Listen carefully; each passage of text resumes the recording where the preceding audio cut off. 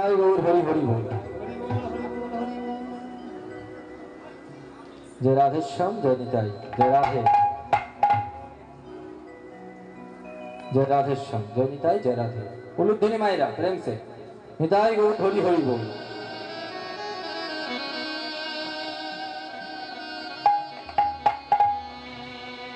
आह गौरा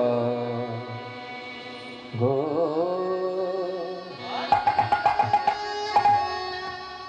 गौरांग गो बोली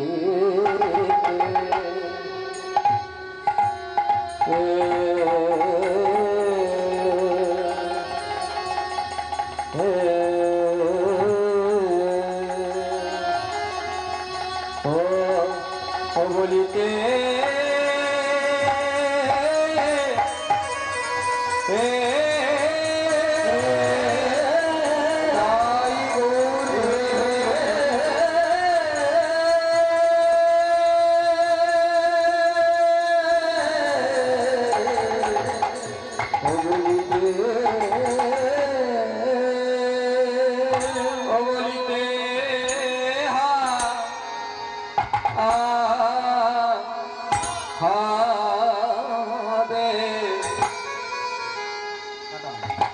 प्रभु हमारे कृपा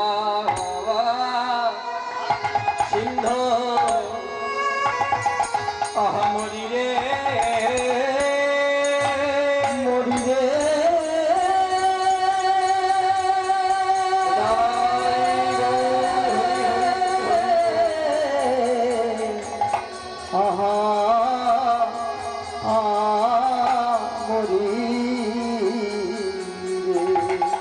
कृपा सिंधु गो हो हरि गो आहामगे गौरांग बोलिते हरि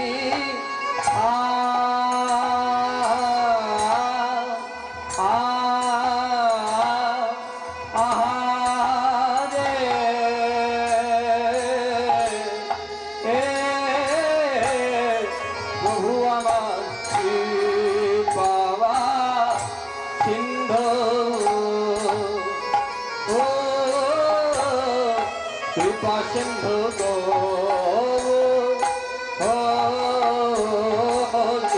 अहमोदी गौरांग बोलिते गौरांग गो बोलिते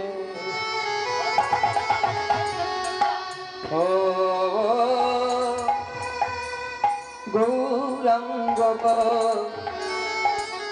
बोलिते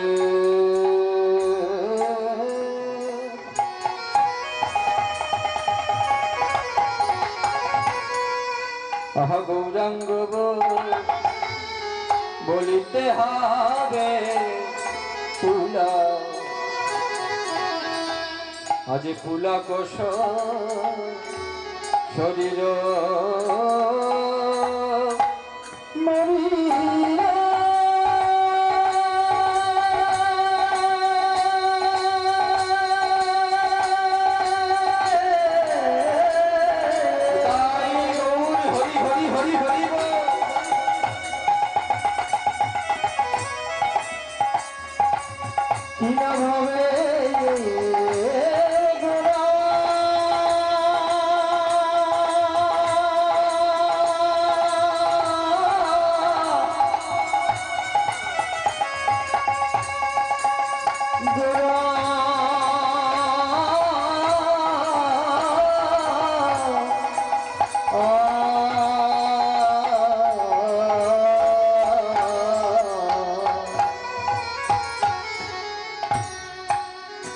आह गौरांग बोलिते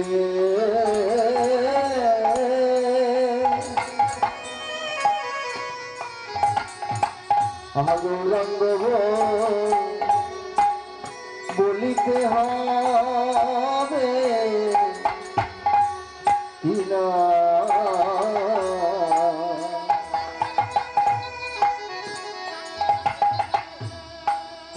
অকুল কুসুম শরীরে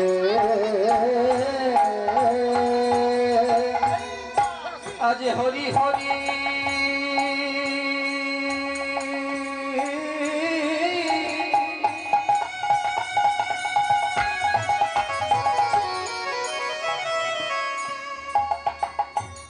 বলি বলিতে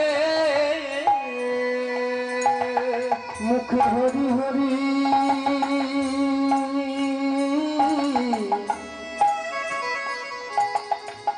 বলি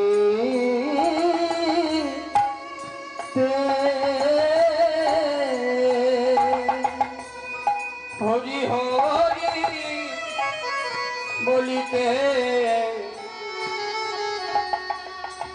দুই নয়নে নয়নে বহে মুখে হরি হরি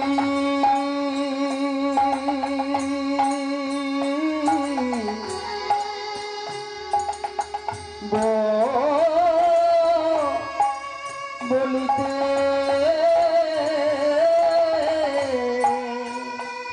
মুখে হরি হরি বলিতে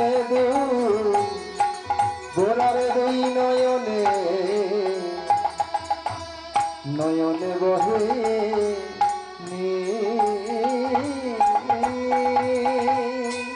বলে গোরা কেন কাঁদে রে আমার গোরা কেন কাঁদে রে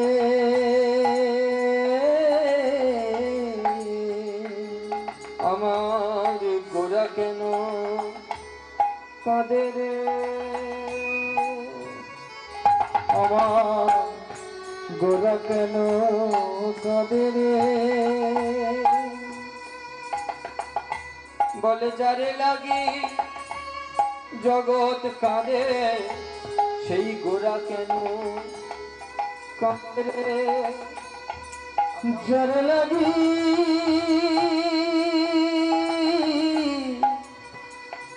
সারা জগৎ কাঁদে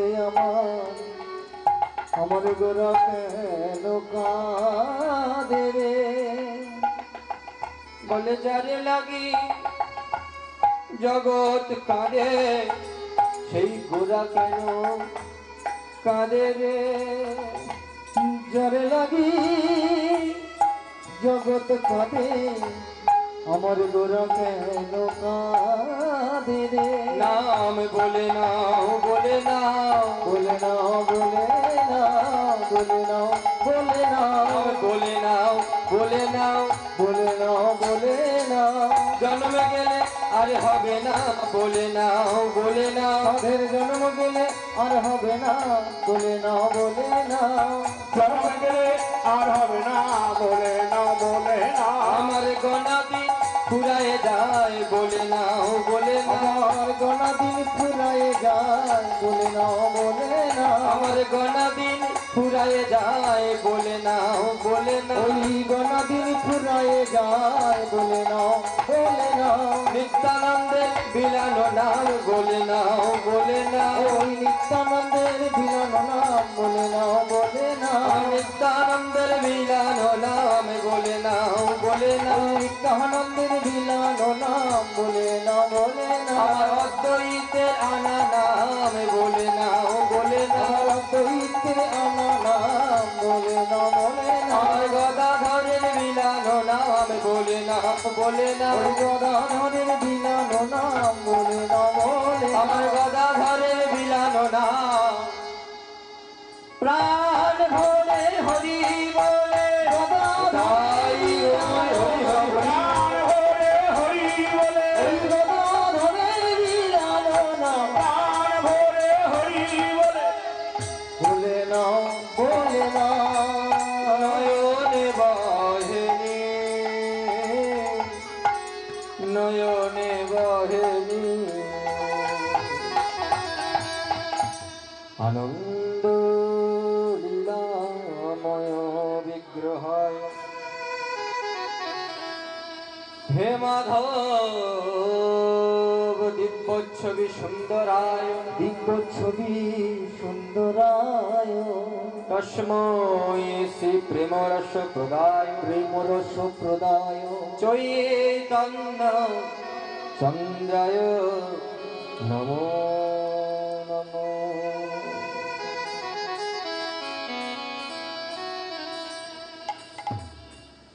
সমবেত কৃষ্ণ অনুরাগী গৌর ভক্তমণ্ডল, অদ্যকারী হরিবাসরে আসন গ্রহণকারী আসন গ্রহণকারিণী আমার যোগমার অংশভূতা জননী সকল যারা বসে আছেন, যারা দাঁড়িয়ে আছেন এবং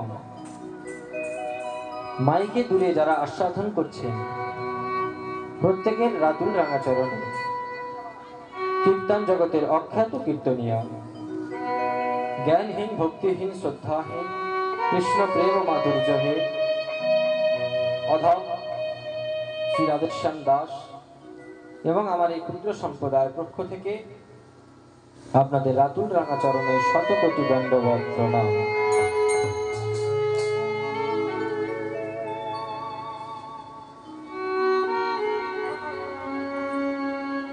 আজ আমরা এই মহতী হরিবাসরে উপস্থিত হয়েছি মায়েরা। কেন? প্রথম কারণটা কি? কেন এই রাত্রিবেলা আমরা খাওয়া দাওয়া করে বিছানায় শয়ন করতে পারতাম, কিন্তু না করে আমরা হরিবাসরে এসে বসেছি? কেন? কারণটা কি? হরি নাম শুনলে কি হয়? অনেকে বলবে বাবা মুক্তি হয়, এটা মুখস্থ কথা। আমরা বলবো হরি নাম শুনলে মুক্তি হয়, আমি বলবো ভুল। হরি নাম শুনলে মুক্তি হয় না, কারণ শাস্ত্র তো বলছে একবার কৃষ্ণ নামে যত পাপ হরে পাপীর সাধ্য নাই তত পাপ করে, তাই তো? এটা আমরা সবাই জানি, কি বাবারা? সবাই জানি তো মায়েরা? একবার কৃষ্ণ নামে যত পাপ হরে পাপীর সাধ্য নাই সারা জীবনে অত পাপ করে। তাহলে একবার কৃষ্ণ নাম করলে যদি মুক্তি হয়ে যায়, তাহলে আমরা প্রত্যেক বছর শুধু এখানে নয়, আশেপাশে আরো অনেক গ্রামে একটা কীর্তন শুনতে যাই, যাই তো? তাহলে অনেক কৃষ্ণ নাম শুনি, অনেক কৃষ্ণ কথা বলি। তাহলে একবার যদি কৃষ্ণ বললে পাপ দূর হবে, এতবার কৃষ্ণ বলবো কেন? একবার বললেই যদি মুক্তি হবে, তাহলে এতদিন ধরে বলছি মুক্তি কি আমাদের হয়নি? তাহলে তো হয়ে যাওয়ার কথা। একবার কৃষ্ণ নাম শুনে যদি মুক্তি হয়ে যায়, তাহলে সারা জীবন ধরে আমরা কৃষ্ণ নাম শুনলাম, এত হরি নাম করলাম, তাহলে আমাদের মুক্তি হয়ে যাওয়ার কথা।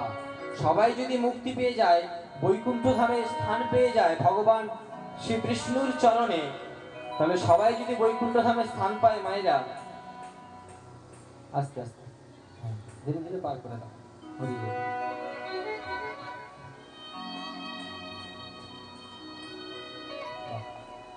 উলুধ্বনি করুন মায়েরা, প্রেমসে নিতাই গৌর হরি হরি বল। এটা উলুধ্বনি মায়েরা, উলুধ্বনি। হ্যাঁ, চা তৈরি করতে গেলে চিনিটা বেশি দিতে হয়, লবণটা কম। আবার তরকারি করতে গেলে লবণটা বেশি, চিনিটা কম। যেখানে যেটা দরকার সেখানে সেটা দিতে হবে। উলুধ্বনি মানে উলুধ্বনি, ওখানে জয়ধ্বনি নয়। আবার জয়ধ্বনির সময় জয়ধ্বনি, সেখানে উলুধ্বনি নয়। এটা জানতে হবে কোথায় কোনটা করা উচিত। হরি বল মায়েরা। যাই হোক, সারা জীবন ধরে তাহলে কীর্তন শুনছি আমরা, আমাদের মুক্তি হয়ে যাওয়ার কথা, কিন্তু হচ্ছে না। কারণ আমরা যে কথাটা জানি সেটা অর্ধেক, হাফ কথা জানি। পুরোটা কি? একবার কৃষ্ণ নামে যত পাপ হরে পাপীর সাধ্য নাই তত পাপ করে, এটা আমরা জানি। এটা হাফ কথা, অর্ধেক কথা। তাহলে পুরো কথাটা কি? তারপরেই বলছে হেন কৃষ্ণ নাম জীব যদি লয় বহুবার, যদি না হয় প্রেম না বহে অশ্রুধার। ভগবানের নাম শুরু করলে হবে না গো, শুনলে হবে না। নাম করতে করতে নয়ন জলে বক্ষ ভাসাতে হবে, তবে কিন্তু তার কৃপা, না হলে সারা জীবন কীর্তন শুনলেও মুক্তি হবে না। আর কীর্তন শুনতে বসে প্রথম যেটা দরকার আমাদের মায়েরা, তবে কীর্তনটা শোনার মতো শোনা হবে, না হলে শোনা হবে না, রূপ হয়ে যাবে, তামা হয়ে যাবে, শোনা আর হবে না। হরি বল, জয় রাধে। তাহলে সেটা সর্বপ্রথম যেটা দরকার সেটা কি? সর্বপ্রথম যেটা দরকার সেটা হলো আমাদের টিকিট। টিকিট যেমন এখান থেকে আপনি গাড়ি ধরে যদি চলে যান হেরিয়ার মোড়, ওখান থেকে বাস ধরে আপনি কলকাতা যাবেন, তাহলে বাসে উঠতে গেলে সর্বপ্রথম যেটা দরকার সেটা কি বলুন মায়েরা? বাসে উঠতে গেলে যেটা দরকার সেটা বাসের টিকিট। টিকিট মানে অধিকার, বাসে ওঠার অধিকার। বাসে উঠতে গেলে যেমন বাসের টিকিট প্রয়োজন, তবে বাসে ওঠা যায়। এখান থেকে স্টেশনে চলে গেলেন ট্রেন ধরার জন্য, হাওড়া যাবেন, ট্রেনে উঠতে গেলে যেমন সর্বপ্রথম যেটা দরকার সেটা হলো ট্রেনের টিকিট।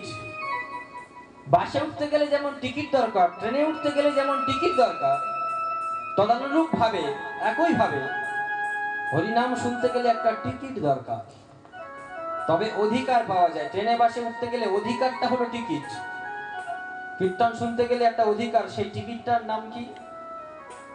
সেই টিকিটটার নাম হলো গুরু দীক্ষা। মায়েরা গুরু দীক্ষা নিয়েছেন? একটু বাহু তুলে দেখি কারা কারা নিয়েছেন। গুরু দীক্ষা কারা নিয়েছেন? হরি বল। দুজন? আচ্ছা, আর একজন পিছন থেকে উঠছে, বাহ, এই তো, হাত তুলুন না মায়েরা। হ্যাঁ, এই তো, বেশ। তাহলে আমরা যারা গুরু দীক্ষা নিয়েছি মানে ট্রেনের বা বাসের টিকিট কেটেছি, তাহলে যারা টিকিট কাটেনি তারা কি করবে? তাদের উপায়টা কি হবে? বলছে ট্রেনে বাসে উঠতে গেলে টিকিট না থাকলে টিটি কিন্তু নামিয়ে দেবে, দেবে না? বাস কন্ডাক্টর নামিয়ে দেবে। তাহলে হরিনাম শুনতে গেলে টিকিটটা হলো গুরু দীক্ষা। যারা গুরু দীক্ষা নেয়নি তাহলে তাদের কি ভগবান পরপারে নিয়ে যাবে? বাস্তব প্রমাণ। টিকিট না থাকলে ট্রেনে বাসে ওঠা যায় না, তেমন টিকিট না থাকলে কীর্তনও শোনা যায় না। কীর্তন শুনতে গেলে সর্বপ্রথম সেটা হলো আমাদের অধিকার, টিকিট, গুরু দীক্ষা। যারা নিয়েছেন মায়েরা ভালো, বাবারা যারা নিয়েছেন আপনাদের চরণে আমার শতকোটি দণ্ডবাদ প্রণাম। কিন্তু যারা নেয়নি, অনেকেই নিয়েছেন হয়তো হাত তুলছেন না, হতে পারে। কিন্তু একটা কথা বলি মায়েরা, এই হাত তোলা মানে হলো অ্যান্টেনা উপরে করা। যত অ্যান্টেনা উপরে উঠবে ছবিতে, তো আগেকার দিনে ছিল না সাদা কালো টিভিতে, অ্যান্টেনা মাথার উপরে তোলা হতো, যত উপরে উঠবে তত ছবি পরিষ্কার। এই হলো অ্যান্টেনা, যত তুলবেন এখানে ভগবানের ছবি পরিষ্কার হবে, যত নামিয়ে রাখবেন টিভি যেমন ঝিরঝির ঝিরঝির করতো, ভগবানকে এখানে আর দেখতে পাবেন না। হরি।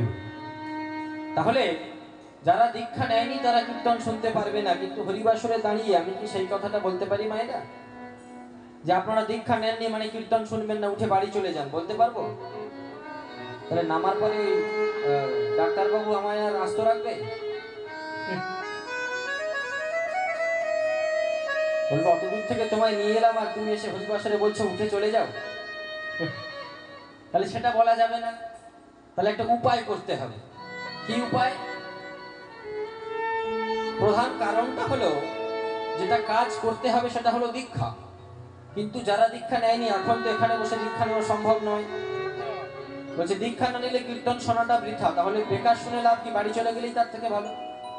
তাহলে ভগবান যেমন আইনটা করে গেলেন দীক্ষা না নিলে কীর্তন শোনা যাবে না, তেমন একটা আইনের একটা ফাঁক রেখে গেলেন, দীক্ষা নেওয়া যাবে, এই হরিবাসরে বসেই দীক্ষা নেওয়া যাবে। কোথা থেকে, কিভাবে?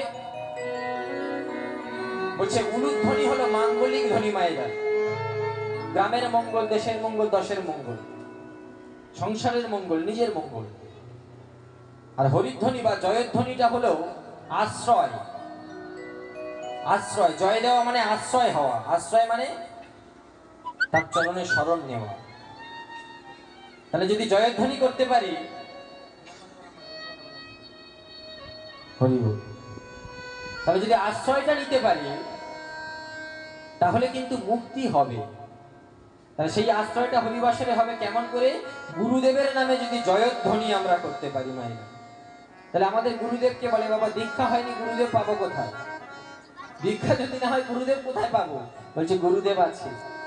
বাহ্যিক জগতের গুরু নয়, জগতের গুরু, সবার গুরু।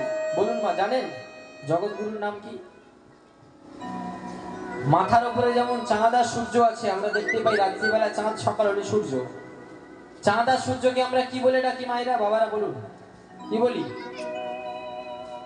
চাঁদ আর সূর্যকে কেউ জানে না? মামা বলি। ও মায়েরা কথা বলুন না, আমি তো আপনাদের ছেলের মতো। অসুবিধা কি আছে? ভুল হয় ঠিক হয়, যা হবে আমাদের মধ্যে থাকবে, কেউ জানতে পারছেন না। বলুন হরি বল। চাঁদ মামা, সূর্য মামা আমরা বলি না? তাহলে যদি মামা বলে ডাকি তাহলে চাঁদ আর সূর্য একসঙ্গে তো আসবে, তাহলে সমস্যা হবে। একটু ভাগ করে দিই। চাঁদ হলো ছোট মামা আর সূর্য হলো বড় মামা। হ্যাঁ, এবার ডাকার সময় ছোট বড় ভাগ করে ডাকবে। তাহলে চাঁদ আর সূর্য যেমন আমাদের সবার মামা, সবাই বলি মামা, তেমন সবার একটা বাবা আছে। বলুন বাবার নাম কি? কি নাম? বাবার নাম কি? আমার বাবা, আপনার বাবা, সবার বাবা, জগতের বাবা, তার নাম দেবাদিদেব মহাদেব। দেবাদিদেব মহাদেব সবার বাবা। তাহলে সবার যেমন বাবা আছে, সবার যেমন মামা আছে, তেমন সবার একটা গুরুদেব আছে। সেই গুরুদেবের নাম কলিযুগের ভগবান। আমাদের নাম কি? আমাদের কলিযুগের ভগবানের নাম কি জানো? বলো।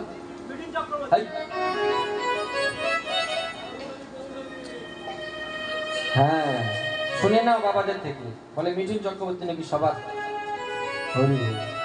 তাহলে কলিযুগের ভগবান গৌরাঙ্গ মহাপ্রভু, তিনি জন্ম নিয়েছিলেন যেদিন, সেই দিনটা আমরা ধুমধাম করে পালন করি।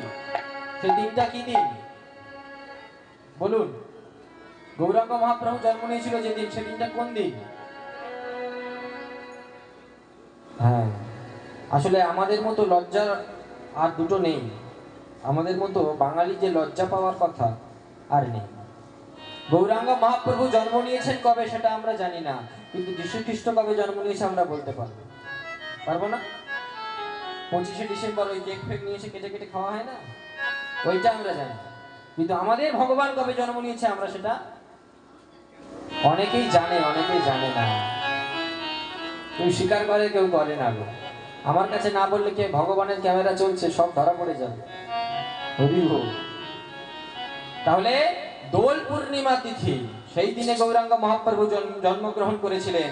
আর সেই গৌরাঙ্গ মহাপ্রভুরই বড় দাদা, নাম তার অবধূত শ্রীপাদ নিত্যানন্দ প্রভু। নিতাই চাঁদ হলো আমাদের জগতের গুরু, আমাদের সবার গুরুদেব নিতাই চাঁদ। সেই নিতাই চাঁদের নামে একটু জয়ধ্বনি করবো মায়েরা। তাহলে যারা দীক্ষা নিয়েছেন তাদের আশ্রয়টা হবে, আর যারা নেয়নি তাদেরও আশ্রয়টা হবে। সবাই একটু জয়ধ্বনি করা যাবে? নিতাই চাঁদের নামে জয় দেওয়া যাবে মায়েরা? একটু দিন সবাই দেখি জোরে বলুন। নাম দাতা প্রেম দাতা দয়াল নিতাই কি। হলো না তো? সুরটা ধরিয়ে দাও, বুঝতে পারছে না মায়েরা। জগৎ গুরু শ্রীপাদ নিত্যানন্দ প্রভু কি জয় জয় হো। নাম দাতা প্রেম দাতা দয়াল নিতাই কি জয় জয় হো। নিতাই চাঁদ হলো জগতের গুরু। নিতাই চাঁদ কি। আবার জোরে বলুন মায়েরা, সবাই সবাই দীক্ষাটা হয়ে যাক। নিতাই চাঁদ কি, নিতাই চাঁদ কি, নিতাই চাঁদ কি। যারা দীক্ষা নিয়েছেন তাদেরও দীক্ষা হলো আরেকবার, আর যারা একদম নিতে পারেনি তাদেরও দীক্ষা হলো। কতক্ষণ? সারা জীবনের জন্য নয় মায়েরা, যতক্ষণ হরিবাসরে বসে কীর্তন শুনবেন ততক্ষণ। উঠে চলে গেলে কিন্তু বসার সময় আবার জয়ধ্বনি দিয়ে বসতে হবে, তবে কীর্তন শোনাটা সফল হবে। যদি না দেন তাহলে বৃথা। আর যদি উঠে যান মায়েরা, কোনো কারণে হতে পারে, যদি উঠে যান আবার বসার সময় কিন্তু জয়ধ্বনিটা দিয়ে বসবেন মনে মনে। তাহলে দীক্ষাটা হবে। কীর্তন শুনবো মায়েরা, দীক্ষা নিলে কি হয়? মুক্তি হয়। কেমন ভাবে হয় একটা প্রমাণ শুনে নিন মায়েরা। হরি বল। ছোট করে বলি, তারপর লীলা আস্বাদন করব। জয় রাধে। একটা গুরুদেব ছিল, হরি বল। একটা রাজা ছিল, রাজার নাম রাজা সুচন্দ্র। রাজা সুচন্দ্র রাজ্য পালন করে, কিন্তু সময়ের কালে রাজ্য পালন করতে করতে তার দীক্ষা নেওয়ার সময় হয়নি, সুযোগ পায়নি, সঠিক গুরুদেব খুঁজে পায়নি, তাই তার দীক্ষা নেওয়া হয়নি। রাজা সুচন্দ্র বসে বসে রাজ্য পালন করছেন, শাসন করছেন। এমন সময় দ্বারে এসে দাঁড়িয়েছেন এক নবীন সন্ন্যাসী, জটাজুটধারী সন্ন্যাসী বাবা দাঁড়িয়ে আছেন। রাজা সুচন্দ্রকে ডেকে বলল, সুচন্দ্র বাহিরে এসো। সুচন্দ্র বাহিরে এলো। কে কে আপনি? বললো, আমি সন্ন্যাসী বাবা, তোমার দ্বারে ভিক্ষা করতে এসেছি, ভিক্ষা দাও। বলে, আপনি আমারই রাজ্যে ভিক্ষা করে বেড়ান? আমারই রাজ্যে ভিক্ষা করে বেড়ান? আপনার হয়তো ঠিক মতন খাওয়া হয় না, ঘুম হয় না। আমি একটা কথা বলি, আপনি যদি কিছু মনে না করেন, আজকের রাত্রিটা আপনি আমার এই রাজকুঠিরে থাকুন। আপনার থাকার জন্য ব্যবস্থা করে দেব, আপনার সেবা করার জন্য আপনি যা যা খেতে চাইবেন আপনাকে তাই খাওয়াবো। আজকের দিনটা আমার বাড়িতে আপনি বিশ্রাম নিন, কাল সকালে উঠে আপনি চলে যাবেন। এখন রাজা সুচন্দ্রের এমন আকুতি মিনতি দেখে সেই সন্ন্যাসী বাবা থাকতে পারল না। বলল, বেশ, আমি ঘুরে ঘুরে বেড়াই, আমায় কেউ এত ভালোবেসে বলে না আজকের দিনটা আপনি আমার গৃহে থাকুন। আমায় কেউ খেতে দেয় না, কেউ থাকতে দেয় না। তুমি যে আসলে রাজা সুচন্দ্র দীক্ষা না নিতে পারে, কিন্তু সে ধার্মিক রাজা ছিল, দেবাদিদেব মহাদেবের ভক্ত ছিল। সন্ন্যাসী বাবাকে থাকার ব্যবস্থা করা হলো, সেবার আয়োজন করা হলো। খাওয়া দাওয়ার পর রাত্রিবেলা যখন শয়ন করতে যাবে, এমন সময় রাজা একটা দাসীকে নিয়োগ করলো। একটা দাসী, রাজার তো অনেক দাসী, একটা দাসীকে নিয়োগ করলো। সেই দাসী রাজার সেবা করবে, সেই সন্ন্যাসীর সেবা করবে। রাজা নিয়োগ করেছে, সন্ন্যাসী বাবা শয়ন করেছে, সেই দাসী চরম সেবা করছে। সবাই যখন ঘুমিয়ে পড়লো, রাজা সুচন্দ্র খাওয়া দাওয়া করে শুয়ে পড়লো নিজের বিছানায়, ঘুমিয়ে পড়লো। হঠাৎ ভোরের বেলা তার ঘুম ভেঙে গেল। ভোরের বেলা ঘুম ভেঙে গেল, উঠে বসলো বিছানার উপরে। আসলে ভোরের বেলা রাজা সুচন্দ্র একটা স্বপ্ন দেখেছে। আর আমরা জানি মায়েরা, ভোরের স্বপ্ন নাকি সত্যি হয়, তাই তো? আমরা ছোটবেলা থেকে শুনে এসেছি ভোরের স্বপ্ন সত্যি হয়। রাজা সুচন্দ্র